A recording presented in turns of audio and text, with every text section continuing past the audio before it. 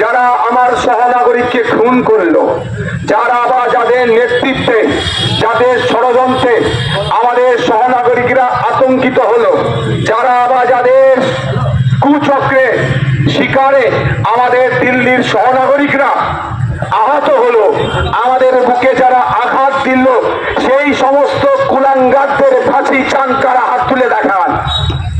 আমরা চাই ভারত সরকার আগামী 6 মাসের মধ্যে একটা কমিটি গঠন করুক, আগামী 6 মাসের মধ্যে ওই কুলাঙ্গার গুলোকে খুঁজে খুঁজে বের করুক, যারা এই ঘটনার সাথে যুক্ত, তাদেরকে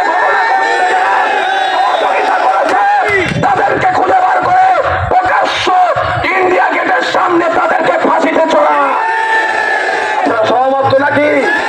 আমরা চাই একটা নিরপেক্ষ তদন্ত কমিটি গঠন হোক, যে তদন্ত কমিটিতে দেশের প্রধানমন্ত্রী থাকবেন, যে তদন্ত কমিটিতে দেশের স্বরাষ্ট্রমন্ত্রী থাকবেন, যে তদন্ত কমিটিতে যেহেতু দিল্লি রাজ্য হয়েছে দিল্লির মুখ্যমন্ত্রী থাকুক, ওই তদন্ত কমিটিতে লোকসভা রাজ্যসভার যারা বিরোধী দলনেতারা আছেন, তো তারা রাহুল গান্ধী সহ যিনি রাজ্যসভার আছেন তিনি থাকুন, এবং সাথে সাথে যে সমস্ত এজেন্সিগুলো কেন্দ্রীয় স্তরে কাজ করেন সেই এজেন্সির চিফেরা ওই কমিটিতে থাকুক, ওই কমিটিতে বিচারপতিদেরকে রাখা হোক, ওই কমিটিতে সিভিল সোসাইটির যারা এই ধরনের কর্মকাণ্ডের সাথে যুক্ত, বিভিন্নভাবে সামাজিক কর্মকাণ্ডের সাথে যুক্ত সিভিল সোসাইটিকে রাখা হোক, একটা নিরপেক্ষ তদন্ত কমিটি তৈরি করা হোক, সেই তদন্ত কমিটি তদন্ত করে আগামী 6 মাসের মধ্যে যারা দোষী সাব্যস্ত করে দিল্লির ইন্ডিয়া গেটের সামনে তাদেরকে ফাঁসিতে চড়িয়ে দিয়ে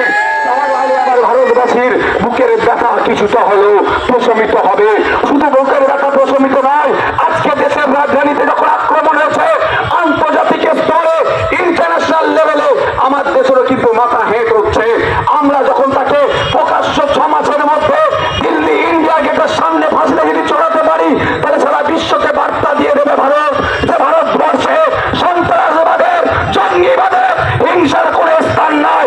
যারা ভারতবর্ষ শান্ত ভূমিকে অশান্ত করার চেষ্টা করবে, জঙ্গিবাদের কার্যকলাপ করবে, তাদের অবস্থা ইন্ডিয়ার গেটে যেমন, ইন্ডিয়ার গেটের সামনে যে ফাঁসিতে যেমন ঝুলানো হচ্ছে এরকম হবে। তাহলে আগামী দিনে ভারতবর্ষের নাগরিকদেরকে নিয়ে, দেশকে নিয়ে, সার্বভৌমত্ব নিয়ে, গণতন্ত্র নিয়ে, ডেমোক্রেসি নিয়ে ভারতবর্ষের দিকে চোখ তুলে তাকাতে ওই সন্ত্রাসবাদীরা ভয় পাবে। সহমত নাকি? অনেক কথা বলেছে, ভুলো আমার কথা আমরা ভুলে যাচ্ছি না। আমাদের নদিয়ার, আমাদের হাওড়া জেলার 2 শহীদ ভাই ছিল। হাওড়া জেলার বাবলু সাঁতরা, তার এখন দেখবেন একটা মূর্তি করা আছে, স্ট্যাচু করা আছে, হয়তো বছরে একদিন ফুল দেয়। 14 ফেব্রুয়ারি 2019 সালে শহীদ হলো। এখনো পর্যন্ত আমরা দেখাবো, একটু সরে আসুন তো মিডিয়ার বন্ধুরা, পিছনে লোকের অসুবিধা হচ্ছে, আপনি এদিকে চলে আসতে পারেন। তো 2019-এ আজকে 6 বছর হয়ে গেল, এখনো পর্যন্ত খুনের কিনারা আমরা জানতে পারলাম না। তারা ওই হামলা চালিয়েছে, প্রথম কথা। দ্বিতীয় কথা, 350 কিলো RDX ছিল। কিভাবে আসলো, কাদের সহযোগিতায় আসলো, কাদের চক্রান্তে আসলো, অনেক কোশ্চেন আছে, আমি এখন বেশি কোশ্চেন আমি তুলছি না। তারপরে কোশ্চেন হচ্ছে কারা হামলা চালালো, আর এই হামলা চালিয়ে আমাদের 40-এর অধিক জওয়ানকে শহীদ করলো, এর পরিবর্তে কজনকে ফাঁসিতে চড়ালো বা কাদের বিচার প্রক্রিয়া কি সম্পূর্ণ হলো, এখনো পর্যন্ত আমরা জানতে পারলাম না।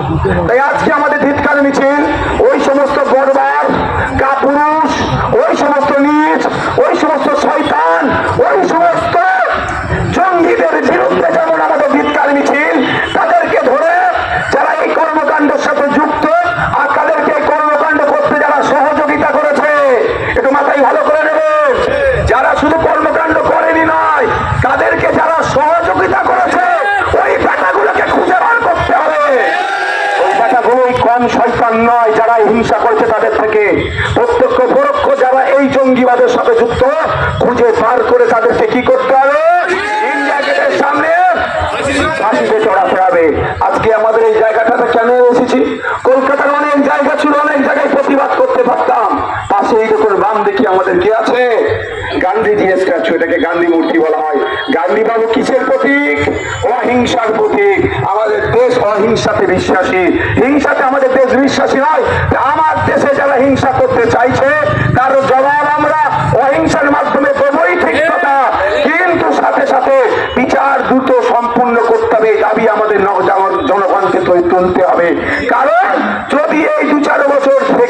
যায় চলে যায়, দেখবেন ওই 2-4 বছর ওই খুনিদেরকে, ওই সন্ত্রাসবাদীদেরকে কেন ওই ভাত ডাল খাইয়ে রাখবো ভাই জেলে? কেন রাখবো? আমার যাকে ওরা খুন করেছে, যাকে পিতা হারা করলো এই সন্ত্রাসবাদীগুলো, যাকে সন্তান হারা করলো, যাদেরকে স্বামী হারা করলো, যাদেরকে স্ত্রী হারা করলো, যাদের পরিবার হারা করলো, তাদেরও ট্যাক্সের টাকায় ওই চাল ভাবসা খাবে সারা জেলের মধ্যে বসে। তো চলবে না। 6 মাসের মধ্যে কি করতে হবে? বিচার প্রক্রিয়া শেষ করতে হবে, ইন্ডিয়া গেটের সামনে তাদেরকে ফাঁসিতে ঝুলিয়ে দাও। আন্তর্জাতিক স্তরে বার্তা যাবে, দেশের মধ্যে থেকে যদি কেউ জঙ্গিবাদের কার্যকলাপ করার চেষ্টা করে সে ভয় পাবে এবং আন্তর্জাতিক স্তরে বার্তা চলে যাবে ভারতবর্ষে কোনো জঙ্গিবাদের স্থান নাই। যারা জঙ্গি কার্যকলাপ করবে তাদের অবস্থা ওই হারে ধরে ফাঁসিতে ঝুলিয়ে দেওয়া হবে। সহমত তো নাকি ভাই? সহমত হাত তুলুন তো একটু। এরা আমাদের লড়াই চলবে তো নাকি? জঙ্গিবাদের বিরুদ্ধে লড়াই চলবে তো নাকি? সন্ত্রাসবাদের বিরুদ্ধে লড়াই চলবে। কিন্তু প্রশ্ন থেকে যাচ্ছে, নেটিজেনরা সোশ্যাল মিডিয়ায় প্রশ্ন করছে, একটা প্রশ্ন আমিও ছুড়ে দিচ্ছি।